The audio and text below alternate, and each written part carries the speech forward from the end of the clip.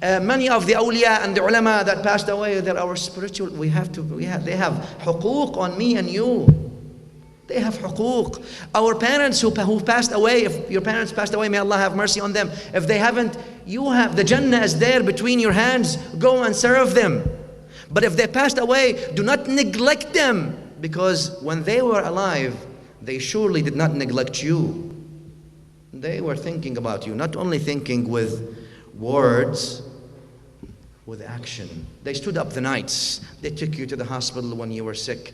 When you were not feeling good, they were not feeling good. When you were hungry, they couldn't even taste food. Food was tasteless when you were sick and not feeling well. They have rights upon you. When they pass away, do not neglect them like that, for this is a bad morality and bad company and bad ethics on your behalf.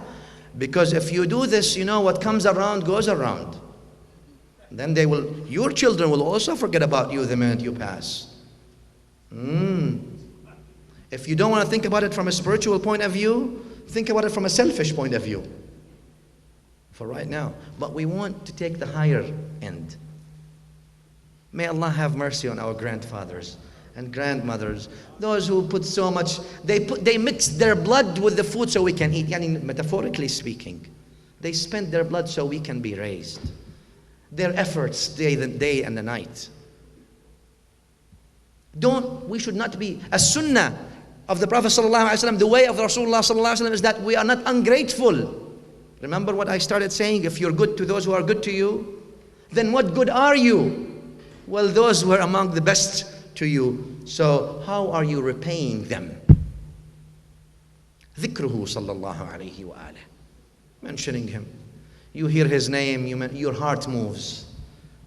You hear his seerah, it's like the paradise, an ocean of paradise is opening on you. Illumination is pouring into your heart. No, his name is Shifa, sallallahu alayhi wa ala alihi wa sallam. His name. Say, Ya Muhammad. When you say, Ya Muhammad, and something is in Hadith ibn Umar, you all know. Name Muhammad, sallallahu alayhi wa sallam. The malaika will start writing. Number two, following his sunnah. Not replacing it by our ways. No, my way is better. People don't say my way is better, but they practice it. He knows the haqiqah. And if he knows, you submit to those who know. We're not saying disable your mind. La, Al-Islam does not believe. In Islam, we do not say it's simply a matter of faith. La, it's a matter of faith and it's a matter of fact. The last sign of you loving Rasulullah sallallahu alayhi wasallam is the yearning to go do ziyarah, visit him. That so much that you do not sit still. If there's an opportunity for you to go and do ziyarah, to stand in front of him sallallahu alayhi wa ala alihi wasallam, to say your salam on him, to be in his hadra sallallahu ta'ala alayhi wa ala alihi wasallam. But then when you want to go, I always say that, do not be religious tourists who take mental pictures, even if without a camera. They stay, look at the arch, mashallah, great arch, mashallah, great pillars. If you're going there for the pillars and the arches, yeah, go ahead, take pictures. There are three kinds of people. They say there are people that watch things happen and people that make things happen. Don't be among those who watch things. Be among those that make things. But there's a third kind that don't know what happened. They go and they take mental pictures. You're going there to take mental pictures? Or you're going there so you can sharpen your spirituality and abandon yourself. So you can be in that massive spiritual atmosphere, overwhelming Nurani environment that takes you from this materialism to spirituality and illumination and enlightenment. That you stand in front of the beloved sallallahu alayhi wa alihi wasallam, knowing that he is pleased with you. He knows who you are, and he returns your salam. And he is pleased with you standing in front of him sallallahu alayhi wa sallam. When you say, Assalamu alayka ya Sayyidi ya Rasulallah, he knows, he returns your salam, that he is pleased with you. You have done well. You have been a good person.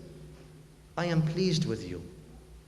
bring pleasure to the heart of Rasulullah sallallahu alayhi wa sallam. When we help each other, when we serve his ummah, we bring pleasure to his heart sallallahu alayhi wa sallam. When you are good and you give, you are giving, you bring pleasure. So let's try to do these things. It's not about talk, and I'll finish my talk here.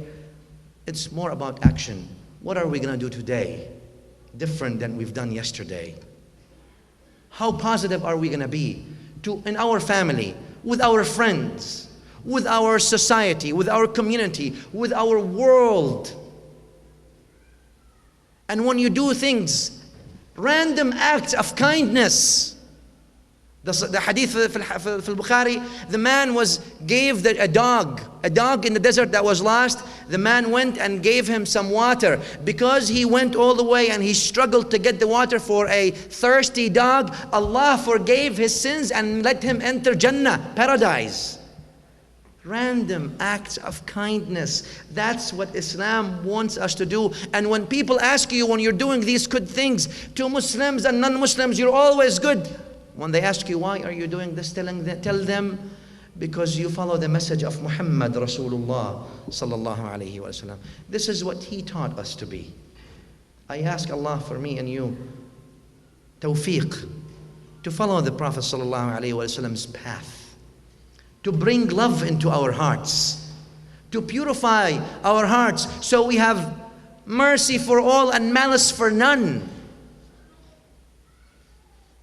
So we can be free from materialism and materialistic things in our heart, so our soul can be elevated. Maybe then we'll see the nur of the ma'rifah, the nur of knowledge, and the nur of mahabbah. For he or she that does not have love in their hearts have lost a great deal. And unfortunately, one only realizes this after it's too late. So I ask Allah subhanahu wa ta'ala to make us among those who listen. يَسْتَمِعُونَ الْقَوْلَ فَيَتَّبِعُونَ أَحْسَنَهُ. They listen to things and they take the best out of it. Whatever I said is inshallah by the tawfiq of Allah subhanahu wa ta'ala. Thank you for listening to me. May Allah bless those organizers who organize these events to commemorate the birth of the best of the creation sallallahu alayhi wa sallam. Bring people with you next time. Tell people about Muhammadun Rasulullah sallallahu alayhi wa sallam. Open up campaigns. You don't have to have an organized structure.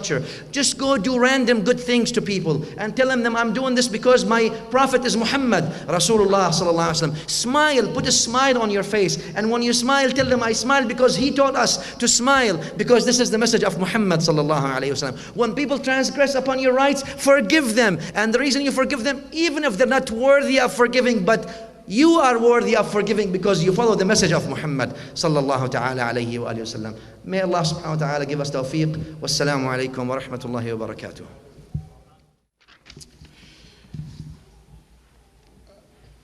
Jazakallah, Shaykh. Now the time comes in for the question and answer session.